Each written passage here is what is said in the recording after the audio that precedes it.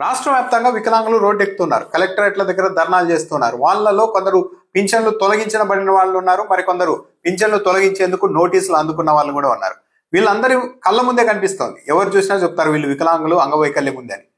కాళ్ళు లేని వాళ్ళు, చేతులు లేని వాళ్ళు, కనీసం నడవలేక పాక్కుంటూ వచ్చిన వాళ్ళు కలెక్టరేట్ల దగ్గర ధర్నాలు చేస్తున్నారు. మా పింఛన్లను తొలగించారని. కానీ ఎక్కడా కూడా ప్రభుత్వం నుంచి ఒక స్పష్టమైన క్లారిటీ అయితే రావడం లేదు. అయితే ప్రభుత్వ ఆలోచన ఏంటి అన్న దానిపైన కూడా చర్చ నడుస్తుంది. ప్రభుత్వ ఆలోచన అయితే చాలా క్లియర్ గా కనపడుతోంది. ప్రస్తుతం 40% పైగా అంగవైకల్యం ఉన్న వారికి 6,000 రూపాయల పింఛన్ ఇస్తూ ఉన్నారు.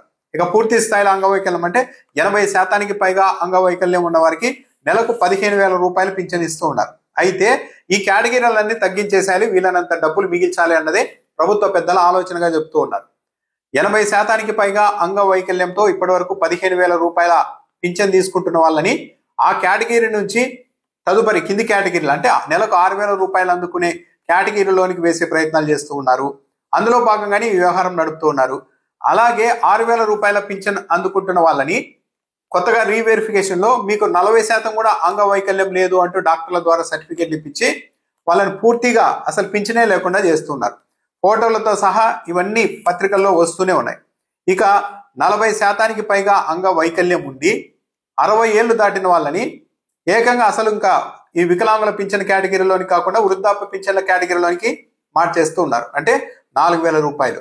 అంగవైకల్యం ఉండి 60 ఏళ్లు పైబడిన తర్వాత ఇంకా సాయం పెంచాల్సింది పోయి వాళ్ళను డబ్బులు మిగిల్చుకోవడానికి భాగంగా ప్రభుత్వం 6,000 రూపాయలు పింఛన్ అందుకుంటున్న వాళ్ళని వికలాంగ పింఛన్ కాకుండా వృద్ధాప్య పింఛన్ల కింద 4,000 ఇచ్చేలాగా మార్చేస్తూ ఉన్నారు.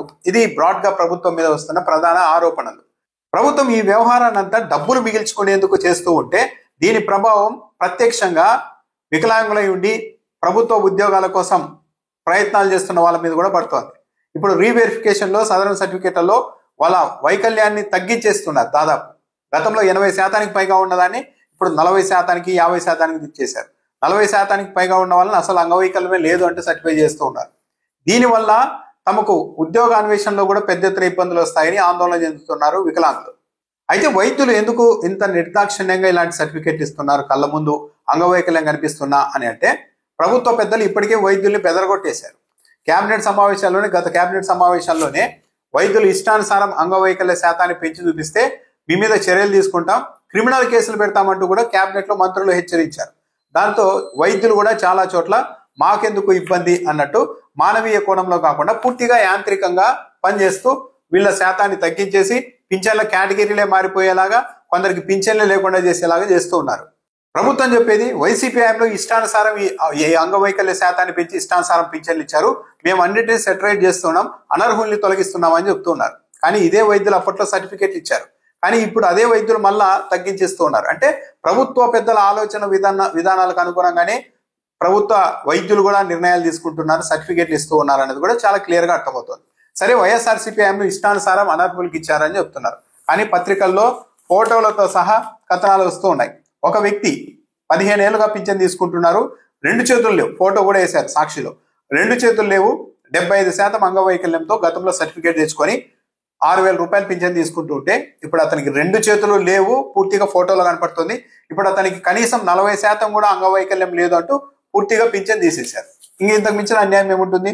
మరో ఇద్దరు అక్క తమ్ముడు, ఆమెకు 90% అంగవైకల్యం, తమ్ముడికి 86% అంగవైకల్యంతో ఇదివరకు పింఛన్ తీసుకుంటూ ఉంటే ఇప్పుడు వాళ్ళకు పింఛన్ కట్ చేశారు. ఇవన్నీ ఫోటోలతో సహా వచ్చాయి. గతంలో ఒక మహిళకు 40% అంగవైకల్యం ఉన్నట్లు వైద్యులు సర్టిఫికేట్ ఇస్తే 6,000 రూపాయలు పింఛన్ తీసుకుంటుంటే ఇప్పుడు ఏకంగా రీవెరిఫికేషన్ లో 37% మాత్రమే ఉంది అంటూ మొత్తం పింఛన్ ఎత్తేశారు. ఇలా విపరీతంగా ఫోటోలతో సహా కథనాలు వస్తూనే ఉన్నాయి. దీని మీద మాత్రం ఎక్కడ ప్రభుత్వం స్పందించడం లేదు. అయితే కళ్ళ ముందు అంత అంగవైకల్యం కనిపిస్తున్నా సరే ఎందుకు రీవెరిఫికేషన్ పేరుతో నోటీసులు ఇవ్వడం, పింఛన్లు తొలగించడం ఇవన్నీ చేస్తూ ఉన్నారు అన్న దానిపైన కొన్ని ఆరోపణలు కూడా పత్రికల్లోనే వస్తూ ఉన్నాయి.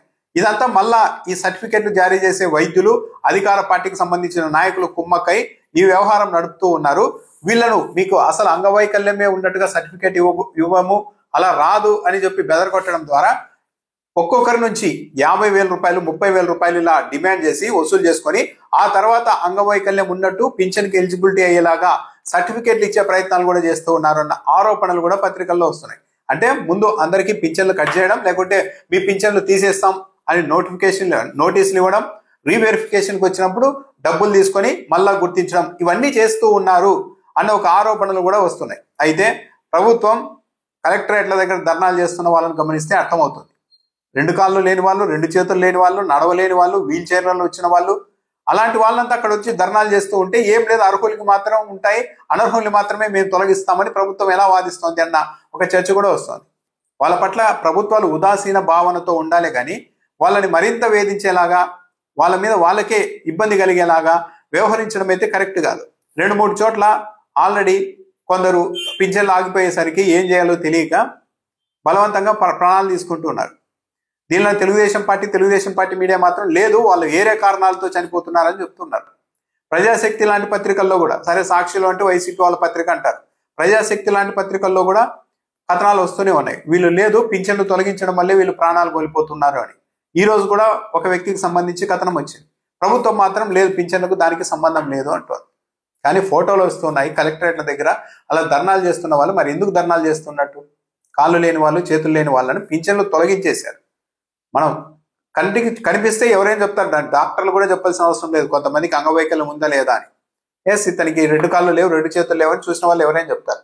అలాంటి వాళ్ళకు కూడా మీకు అంగవైకల్యం లేదని సర్టిఫికేట్ ఇస్తూ ఉన్నారంటే వ్యవస్థ ఎంత యాంత్రికంగా తయారైంది, మానవీయ కోణం అన్నది ప్రభుత్వంలో ఏమాత్రం కనిపించడం లేదు అన్న ఆరోపణలకు, విమర్శలకు ఇవేమీ తావిస్తున్నాయి.